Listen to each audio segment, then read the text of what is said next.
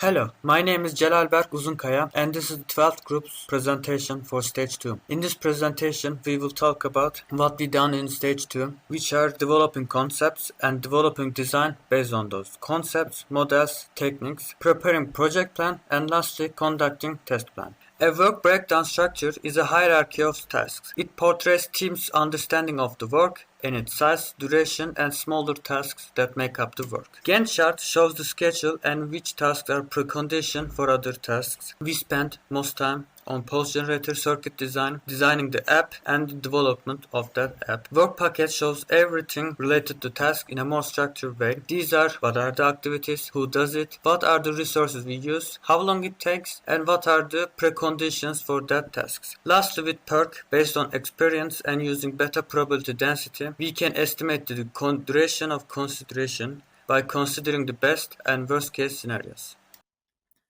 Hello, I am Yasin MEŞE. I am the hardware engineer of the group. This project aims to design a portable smartphone controlled low-cost signal generators with nanoseconds pulse width. The needs are easy to use, portability, and low cost. Some products can generate nanoseconds pulses. Portable generators do exist, however, most don't support mobile control, use complex connection, are expensive, and not consumer friendly. Engineering and marketing requirements are user friendly, low cost, precise signal generation. We generate many concept our project. The most important of these are user interface, user control app, display, connectivity, power, size, serial communication protocols, microcontroller. These are concept statements. We chose Flutter because it is supported by both iOS and Android. We chose the Tians because it has a very high clock speed and advanced timers. Concept evaluation for display, and we chose LCD. We chose wireless Ethernet and Bluetooth.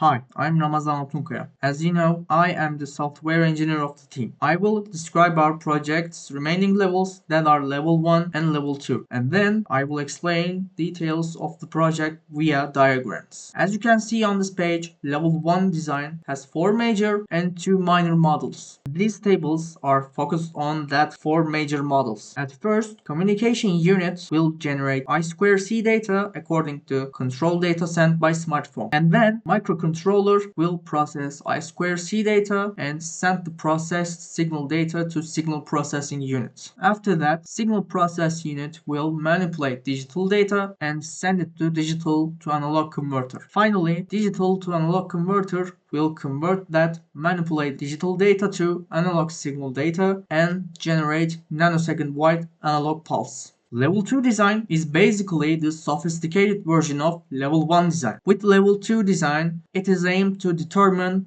what components will be used and are necessary to build units. This flowchart briefly sketches flow of the system. In this diagram, project is divided into 3 classes such as engineer or customer, smartphone, and pulse generator. Customer will enter some parameters such as frequency, domain type, etc. And then signal will be generated based on these parameters. And the state machine diagram is shown below.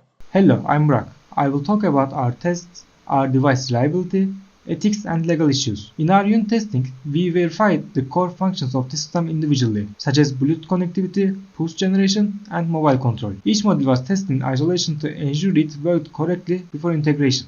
The matrix test focused on checking different pulse width settings. We applied various configurations and measured the actual output to confirm the system's timing accuracy and consistency. Now I want to talk about our system's reliability. Mean time to failure indicates how long a device operates before failing. For the ESP32 in our system, a realistic estimate is about 7,000 hours, which equals approximately 8 years of continuous use. Mean time to repair is the average time to repair a failure and restore operation. For our signal generator, it's estimated at 1 to 3 hours, showing test recovery at minimal downtime. Mean time between failures is the average uptime between failures, including repairs. For our signal generator, it's about 7,002 hours, showing strong reliability and maintainability. Alongside technical development, we considered our ethical and legal responsibilities. As for ethical concerns, we focused on user safety, honesty, and fairness, following the IEEE Code of Ethics. As for legal issues, we assessed product failure risks and designed to minimize liability. We also protected our work with patents,